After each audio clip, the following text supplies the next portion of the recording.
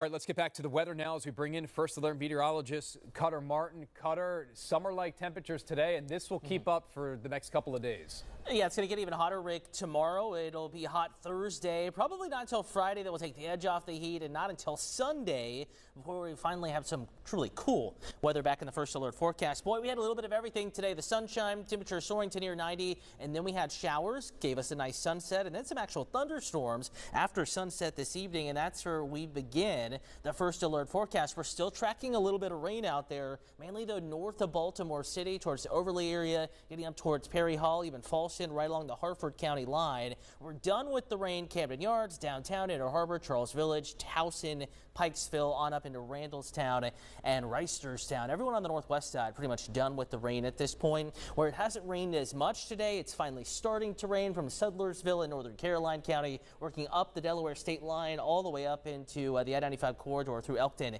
and Cecil County. This was needed rain. We're in a drought.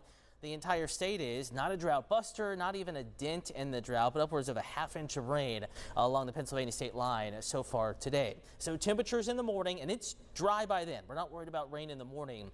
In the low to mid 60s, we're waking up to 65 in Baltimore, 63 Easton, 62 in Stevensville, mid 60s College Park. Areas, though, that did see some of the heavier rain today could wake up to a little bit of patchy fog in the morning. Bus stop forecast, short sleeves even early and out the door. 8 o'clock, temperature 68, 73 by 9. Again, notice even 5:30, 6 o'clock in the morning, temperatures are in the mid 60s. Short sleeves, the best way to go tomorrow. That's closer to the average high temperature for this time of year. Of course, we will soar, though, tomorrow up to 87 by 1. The record high tomorrow is 88. We're 90 at 4 o'clock in the afternoon, 86 at 7. Now, the good news in this particular setup, kind of muggy overnight into the early morning hours, but as soon as the afternoon temperature starts to rise, the humidity mixes out, so to speak. It drops. So we're not talking about a big heat index tomorrow. That's kind of a saving grace in this setup.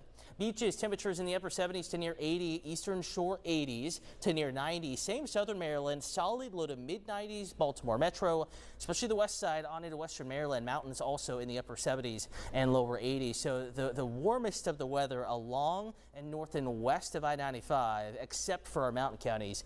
Notice McHenry, cooler, 79. Also Ocean City, cooler at 80. Now our Bayside communities, Annapolis and Stevensville, temperatures in the low to mid 80s, still warm, but not as warm as Baltimore's 92. Is at 94 College Park, 93 in Westminster. And again, in the city, it's going to be a hot one too. Upper 80s, lower 90s from Curtis Bay to Fed Hill, Hamden, 91 degrees tomorrow afternoon. So with a BWI forecast of 92, that'll smash the record of 88 set back in 1941. O's game, 80s for the start, trying to get back into the 70s by the final couple of innings. Plan on warm weather and just a little bit of humidity, and thankfully, though, a dry game tomorrow. 91 Thursday, a little cooler, slight boost in the rain chance Friday. Saturday, 82. Your pick day of the weekend, cooler with rain showers Sunday. And Rick, Monday, Tuesday, 60s. In fact, next Tuesday morning, we are back in the 30s. A big difference, Cutter. Thank you. Parents